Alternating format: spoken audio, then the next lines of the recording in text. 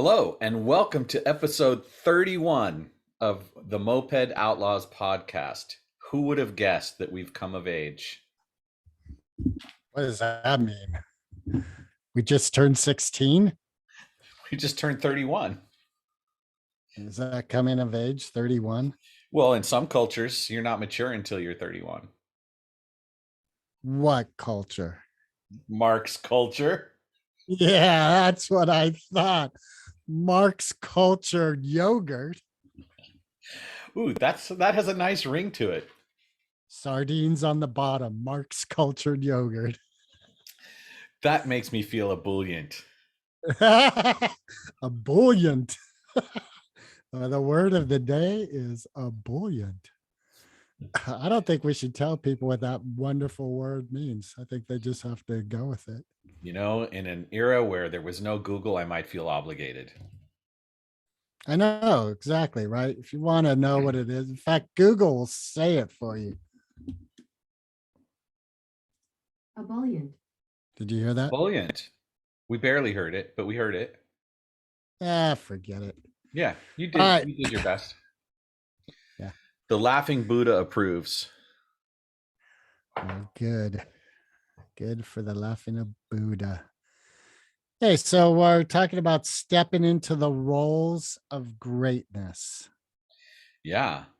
It seems as though lots and lots of our best and brightest elders have been crossing over to the other side for various reasons. People like Desmond Tutu, Sidney Poitier, a whole cast of people. Ed Asner, Betty White.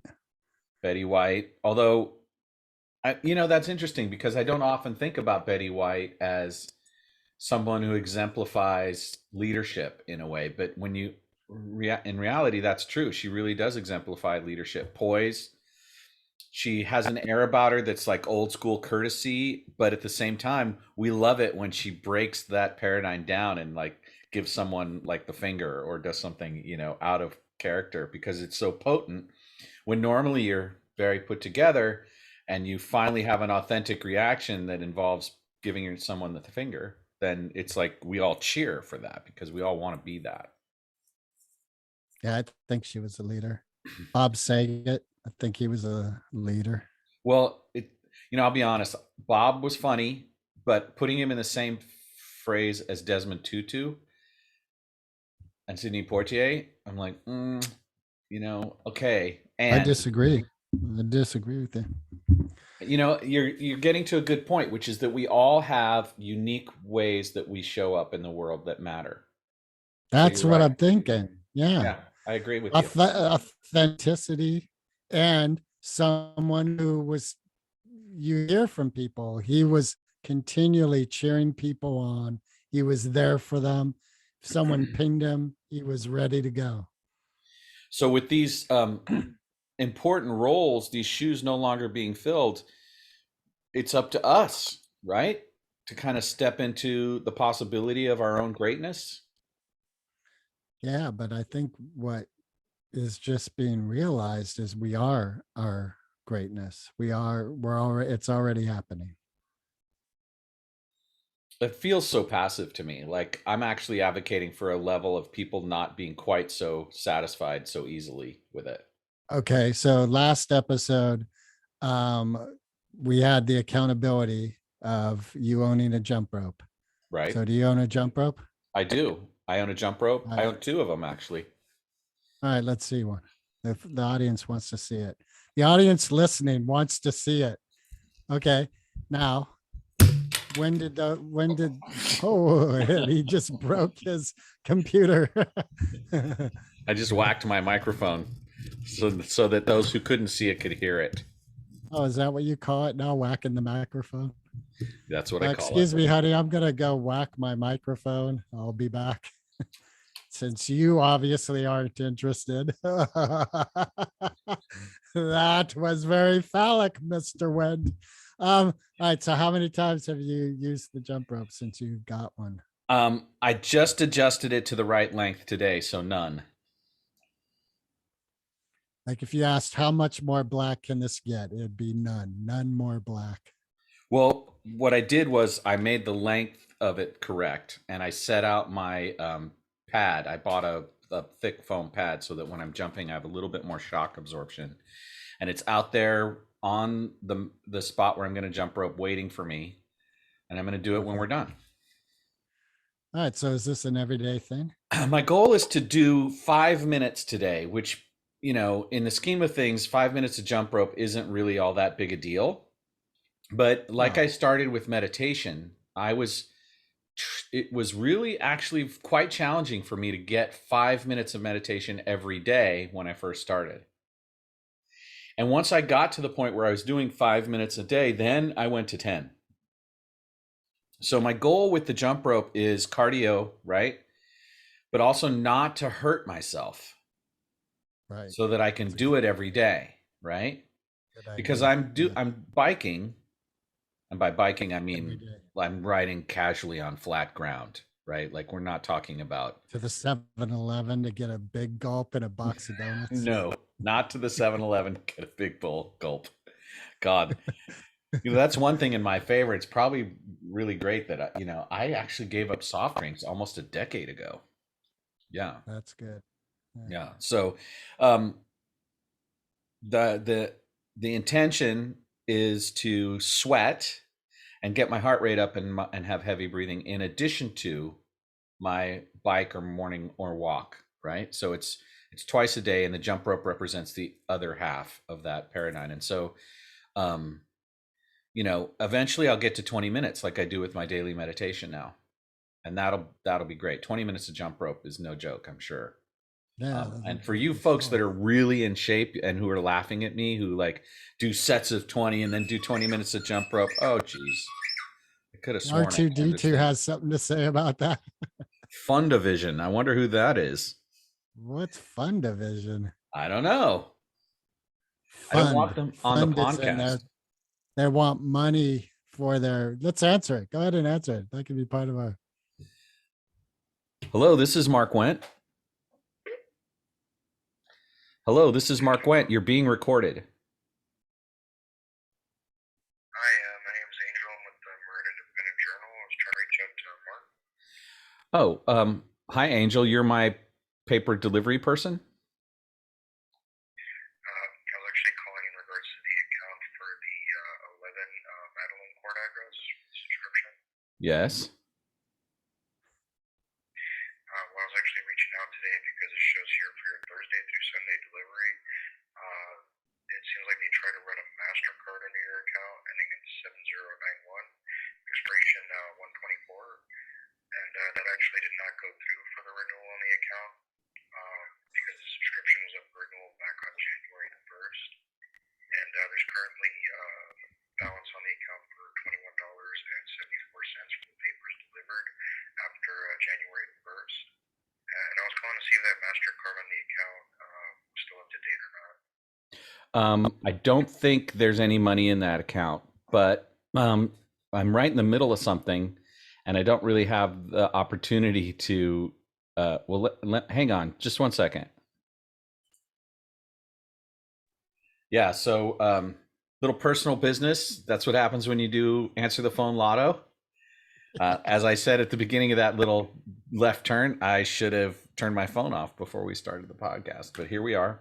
And apparently, I didn't pay my paper bill. Yeah, for the Because there's- Marin Independent Journal. Well, there's no money in that account. So I'm going to rectify all of that. And the customer service person was very helpful. He helped me, get where I needed to go. And so How I'm come you don't grateful. want the Marin IJ anymore? I had this desire to sit and actually read the paper, have the physical paper. And I was enjoying that for a while. And then I started noticing that I wasn't reading the paper anymore. And I'm like, well, there's ink and paper being used for this purpose, which is coming to my doorstep. So the carbon footprint of not reading the paper didn't sit well with me anymore. So all the trees crying out, you finally heard their cry. No, I was just like, I'm not doing this. I should stop, just having Come this on, cycle. there were of it trees come- outside your door. I cried, please, Mark, please. No, stop it's the hitting-" crows outside my door that are crying. They want more nuts. They want more branches to land on. You're taking away all our branches. I've been feeding them walnuts every 3 days. All right.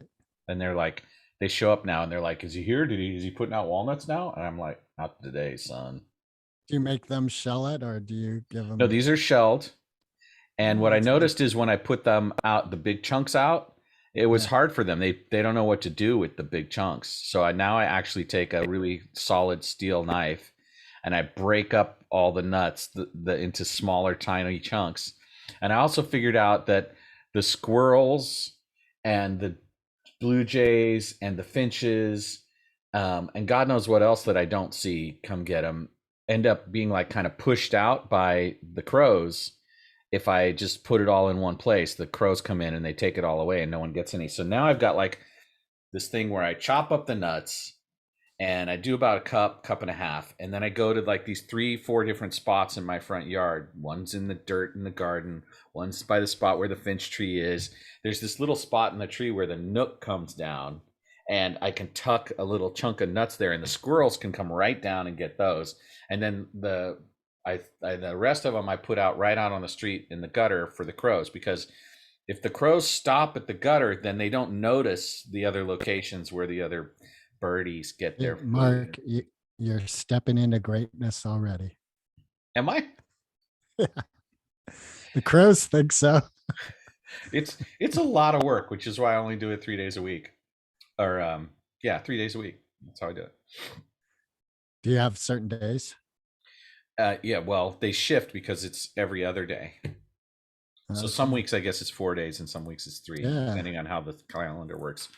Who thought this up, this whole 7-day thing? It doesn't break down into even numbers. I know. Then you have to have a leap day and all sorts of chaos. My mom said something to me. She said, having your shit together means includes knowing your zip code.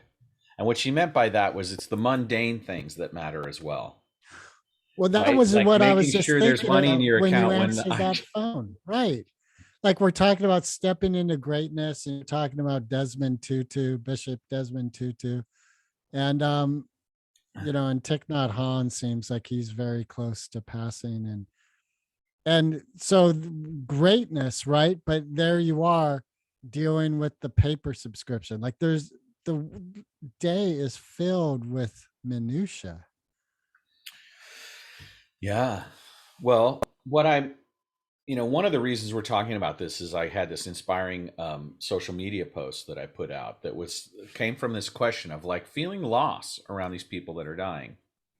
And then from feeling that loss, feeling a sense of there's work that's not getting done now because they're not doing it. And I'm like, so who's going to do that work? Who's going to step forward and,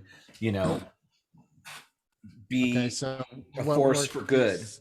What work do you see that needs to be done that Harry Potter isn't doing? Well, social justice work, the people pressuring the United States government to start reshaping itself to be a better thing, and just even helping people in your own neighborhood. Like there's so many forms of greatness. It doesn't have to be grandiosity. It doesn't have to be right. And we were talking about that earlier. Like Desmond Tutu became influential and made big impacts because he started with consistency of small impacts and it grew. And so what I'm doing for myself is I'm continuing to learn and continuing to serve in the various capacities that I serve, some of which is economic, and the work I do matters to people, right? That's one way. But then there's things I do that I don't get paid for that matter.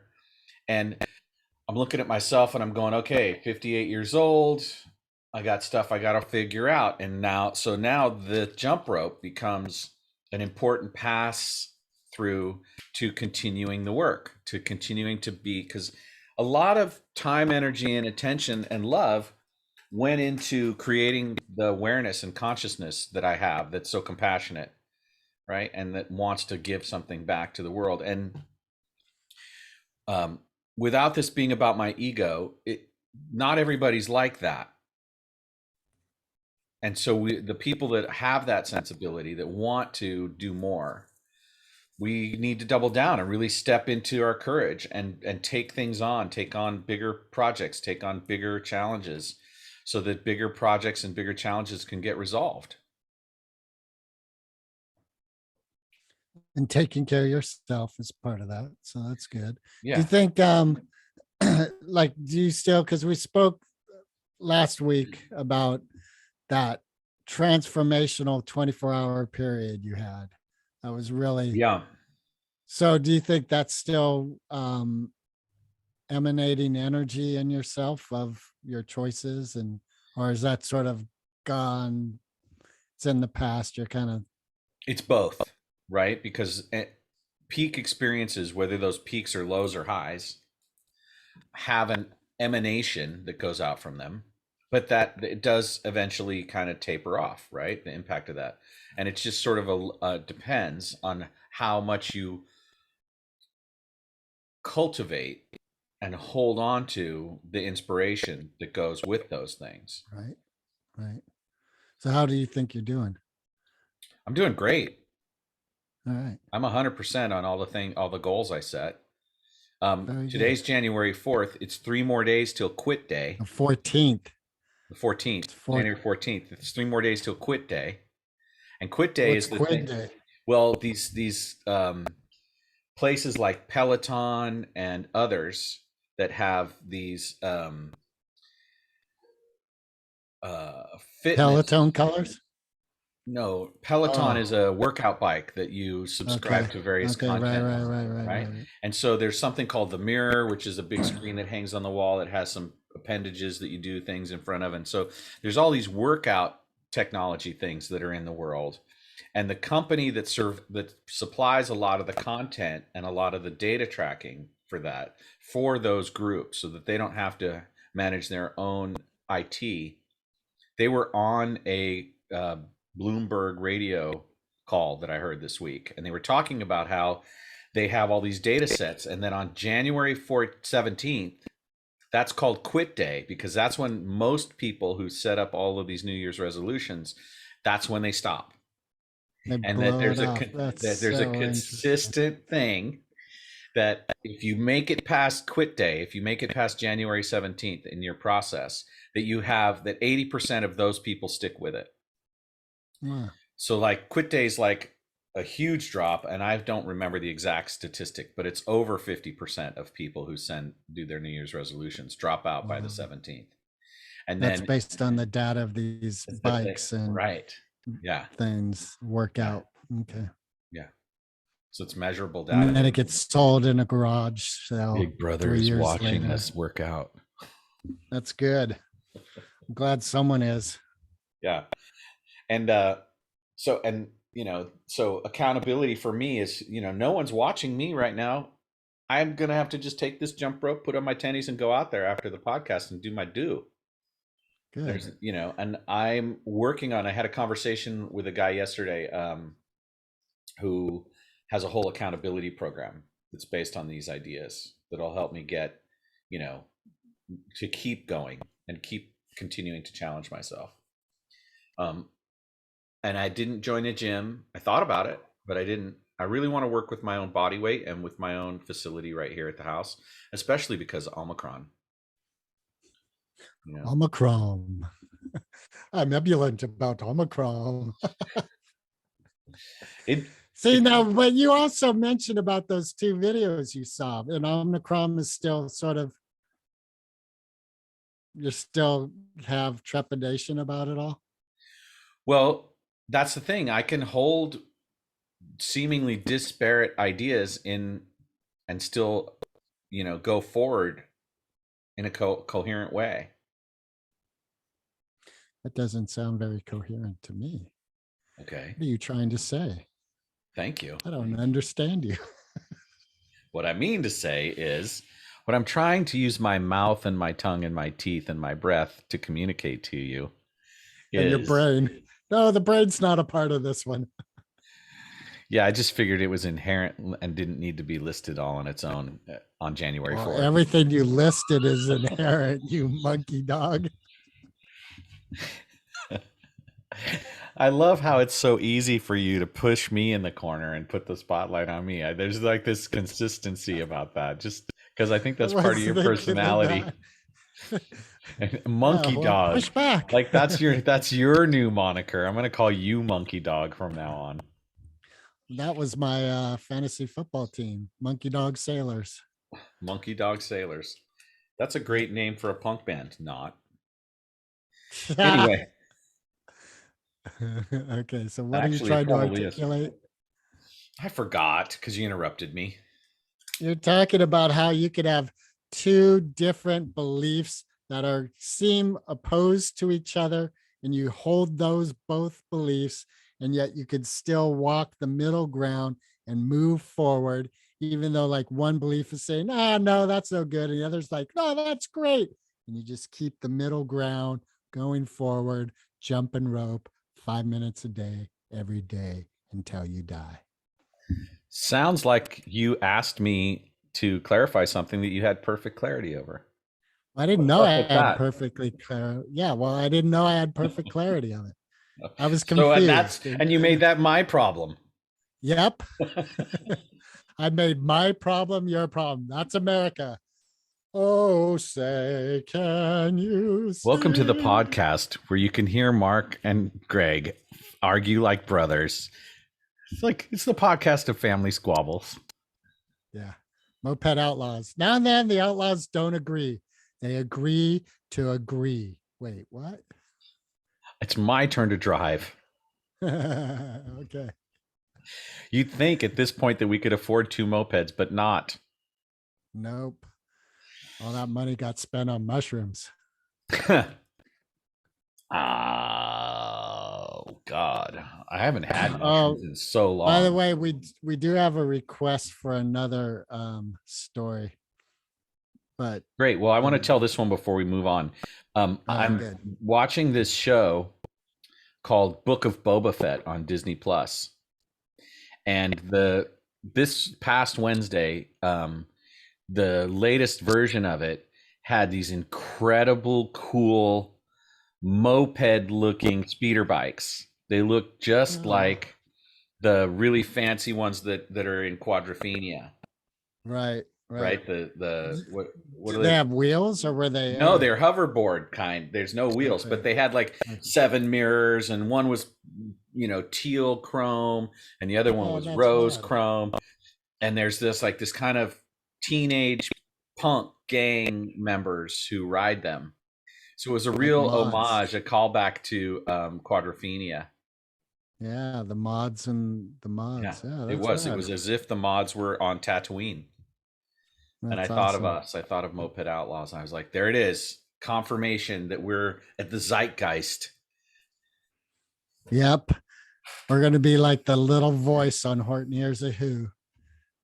And then one no day one can really we're going to get run hear. over by elephants. Yep. Thrown out into the big old patch. And Horton's going to have to go through and pick every last one of them. Yep. Till he finds the right one. Yeah, Horton was a good friend, wasn't he? He was. In general, I mean, there were some things apparently that have become questionable about Dr. Seuss, but in general, Dr. Seuss was a good guy. Oh, man. Anyone who's questioning Dr. Seuss is looking very closely at the inner lining of their lower intestine.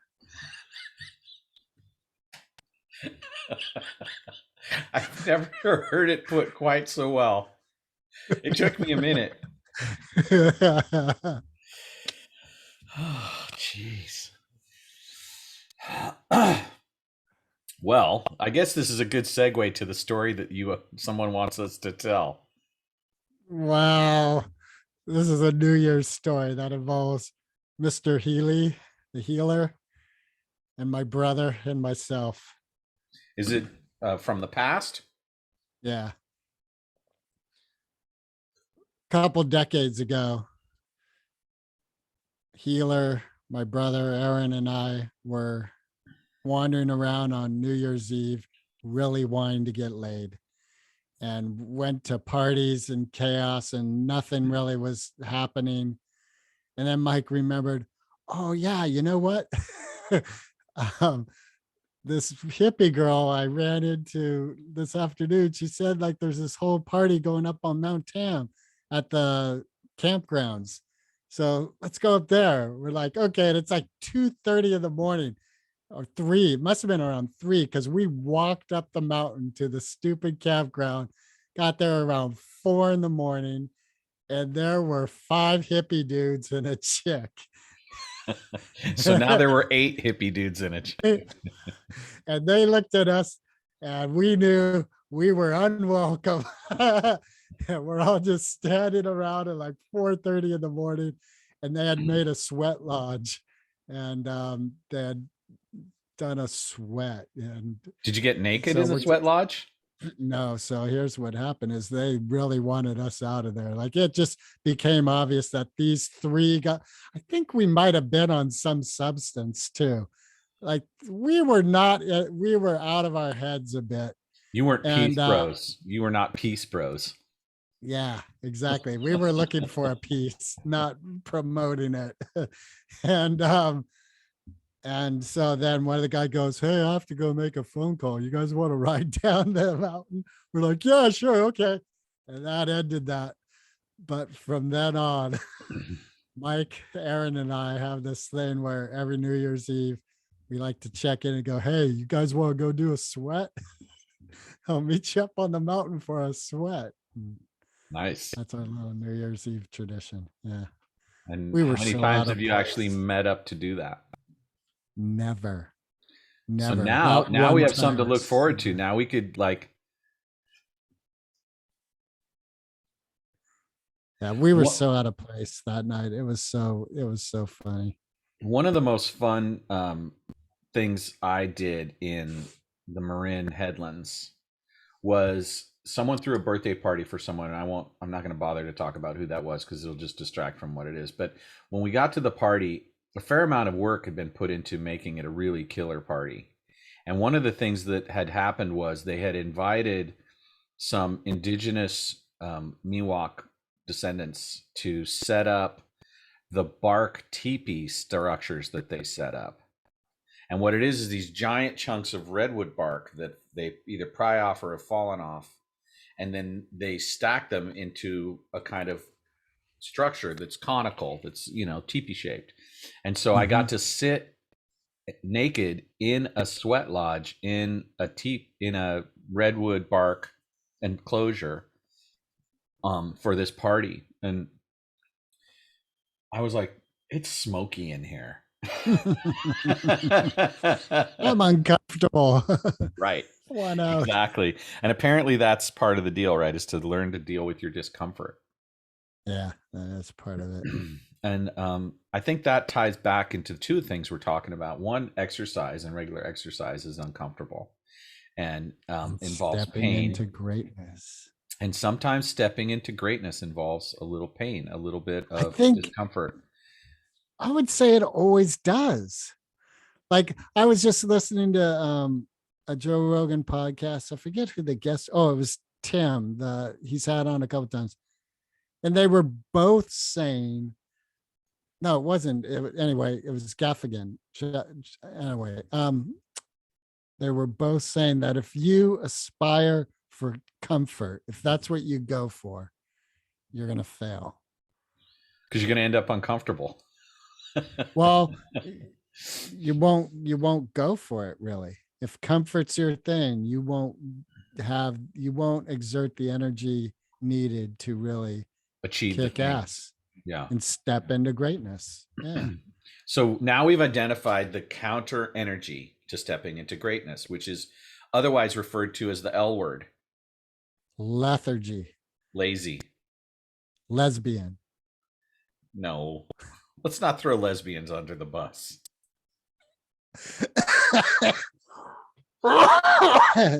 Is it appropriate to throw a lesbian under the carpet? Hey, wait a minute. No, it's not appropriate, but it sounds like it could be. Could be. I don't think it's appropriate for me for many reasons. Yeah, we won't go into those, but I will tell a story about being 17 and at a party. And in those days, I was actually quite appealing, much more so than the Uncle Fester look I got going right now. And Well, we should ask Kathy about that. I think she likes She my might smooth say, bald head. Anyway, at 17, I went to this really great party, and it was the kind of thing where I was appealing, and I was also my ego was still wildly wait, you out of were whack. peeling? I was appealing, attractive. Oh, peeling. Okay. So And you're, I okay. kind of fixated on this one girl at the party, and she kind of liked me. It was mutual. There was a mutual feeling there. And so we would dance, and there was this, how sometimes at parties you like come together for a little while and you come apart and you're hanging out with other people and you come back. And like that went on a few times over the night, and it got to the point where she said, "You should stay the night." And I'm like, "That sounds great." Right. And so we had fun, and the party was over, and it was basically she and one of her other friends and me, and it was like it's time to bed down, and like we all get in the bed together, and I'm like not really rubbing my hands together, but metaphorically I'm rubbing my hands together going, okay, threesome. Like I'm really excited about this. And it starts like there's a makeout that starts with the three of us, and then suddenly it shifts, and the two of them are much more interested in each other than me. And there I You were am. the excuse for them to do what they wanted to do because they were too young and immature to just say, I don't know, or maybe I was too passive or whatever, but it was super sweet. Like I didn't feel rejected, but there was a point at which there was no getting back into what we'll call the clutch, which is the touching matrix of things. And so it was like, alrighty then. So I got that's the sense that they wanted to be together and that it wasn't going to be happening for me. Like, right. And I think as I remember back on it, I was a little bit wounded about it at first, I can imagine, which contributed to the kind of closing the door on the possibilities for me. Because if I'd just been patient and hung out and there might have been a point where they were like, they got curious about me again. But I was too busy being egoic and concerned about what it all meant about me not being so you left? Center of attention. Eventually I did leave, and energetically I left, and then physically I left. And there was quite a gap there. There was about half an hour gap there. So you watched a bit. You had a little show. No, because that felt it didn't feel good to take that role. Maybe if I had allowed myself to be that, it would have been even better. They would eventually. What did you just laid in bed staring at the ceiling while these Kinda. two girls are going at it next to you? Holy baboli. Oh, that's disheartening. Kind of bummed. Like, yeah. Like, wait. Step into Yeah. dog poo. What was it? And they were both super sweet. Like there was no one was angry, hurt, afraid, rejected. There was no rejection really. I created my own rejection in a way out of my own ego. Well, when you talked with her afterwards, did you talk with her afterwards? No, I was so insulted. I never talked to her again. No, I'm kidding.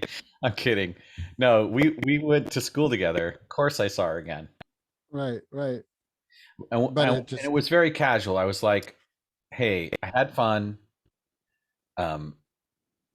What happened? I'd like to have been a little bit more. I asked her what happened, and she said, I don't know. I didn't plan it. It just kind of went that way. And I was like, yeah, I get that. And she says, were you disappointed? And I was like, yeah. And she said, well, it's not my fault. And I'm like, I understand it. I get it. It's not your fault. And it didn't feel it never like, is. That didn't feel good, right? In those moments. Right. But it didn't feel like we didn't not like each other anymore. Right.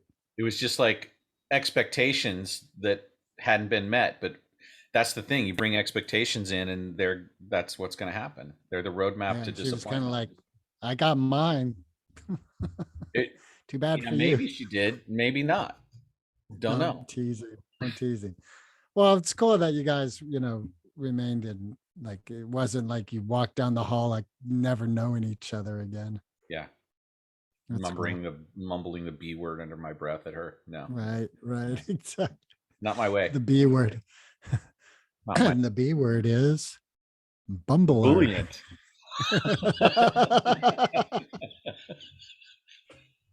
Needless to say, they were not ebullient about me. Well, you don't know. Like you said, you kind of went into a place and played that role, and that's what played out. Right. And if I hadn't made it about me, then it could have Yeah, been but about us. that's the interesting thing with stepping into greatness. Boy, like you said earlier about the two Polarities. trains of thought. Yeah. And there's the selflessness, and then there's we are the star of our movie. We are Yeah, someone um said once that everything we do is selfish, even things that we do for right, others, right? And right, then right. you sort of transform what the common thought about what that word means. Selfish means, in a derogatory way, it means myopic and self-centered to the exclusion of others' needs and wants, right? But there's a way to actually be, well, let's just go up another layer. Like, first of all, there is no self because we're all one thing. We're all one, right? But ultimately we think our brains trick us into, in our context and conditioning tricks us into this idea of of our ego wanting to have what it wants to the exclusion of what other people want. That's as if there's a finite amount of anything, that so that we have to get ours so that someone else doesn't get it And first. there's like I'm experiencing the past 24 hours with this person I'm working with, and we just are like oil and water in so many ways and consistently. And I think about it and I'm like, well, could I have reacted differently? And of course the easy answer is yes.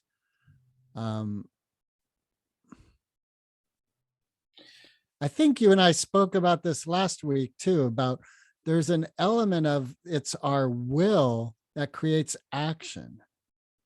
Yeah. So without our will, nothing would happen. Well, what would happen, it tends to lack our input. It lacks volition. It lacks our conscious intention. So Right. stuff Right. happens. So yes. But the question is how Like much this, of it's directed, how much of it has our momentum. like this podcast happens because you and I both put our energy into it. Are there ever times you're like, fuck, I don't want to fucking upload this damn thing? No, because I love what we're doing. And I'll tell you, last night I went to rehearsal, right? To rehearse with this cover band that I'm playing with. Yep. And what's the name of the band? The Upbeats. Okay. And I had been thinking about it all week. Like I was, and Wednesday when I picked up my guitar just abstractly at home and I played a little, I'm like, oh my God, I can't wait till Thursday. Like I so need to do this, right? And Right. I had a really, really busy day Wednesday and yesterday. And so energetically, I literally was telling my partner, like, hey, I want to come and I'm not sure like how I'm going to feel, but I want to come. And I was like, okay, I'm going. And I got there and I'm excited. And then I set up my gear and I had this feeling like, I don't really want to do this. Right. And Yeah. I just decided to just show up anyway and play. And then, I got into it. I felt that thing, that energetic light go off that happens when I play guitar. And that was great. And then there was a moment like an hour and 10 minutes in where I had the exact opposite feeling. And Like, oh my God. Yeah. no, it was the opposite feeling. It was like, because I've been having fun for the first hour. And then Oh, so back to Okay. There was this one song, and the chart I had on my iPad, right? Because I haven't learned all the material, so I'm still kind of following along. The chart I had, one was written in a different key, and the names of the chords on it were written in this really abstracted way, and I was just totally lost. And so I felt embarrassed, ashamed, and I wasn't really able to contribute much musically to that moment, unless it was to be like playing melodically, which is kind of like the guitarist who constantly plays lead. Like nobody wants that all the time, right? Right. So I felt this really deep trough of emotional output happen for me. And, so what I did with that was I just felt it, and I was like, oh. And I went to at that point, we'd been playing for over an hour solid. And I, at the end of the song, I said, hey, I'm going to go take a mask break. Cause of course I was wearing a mask in the studio. And so I used that as an excuse to just go out and get some fresh air. And guys, play the next tune without me. I'll be right back. And then I came back in, and I still felt funky. I did not feel inspired to play. And I just kept it going and kept going. And then there was another moment where I felt my soul, my spirit rise into the emotional content of the song we were playing. And there was a correlation between that and my competence around the song. And so there's a real thing there. Like when I'm not able to play and I didn't do my homework sufficiently to play this one song, I felt bad about myself. And then when I broke through, and what did it for me, the thing that changed it, was we decided to try and play a song no one knew in the band. And we just went for it. And so there was that moment where, in the going for it, without any expectation or judgment about how well I could or couldn't do it, and I found my musical stability again. I found my expression again. And I remember one moment where the singer nodded over to me to go ahead and take a solo, and I just blew one, just super hot, like very emotional, full, exciting, dynamic thing. And I was like, that was it. It totally changed the channel again. And I didn't know what I was doing. I was just making it up. Yeah, so that's interesting. Like, because for my own learning, here's this one song that you didn't put the time in to learn. Right. And, you have reasons. Well, I was relying on the fact that I would have the chart in front of me and that I would be able to do it. And a bunch of them I haven't learned. I haven't learned a bunch of them.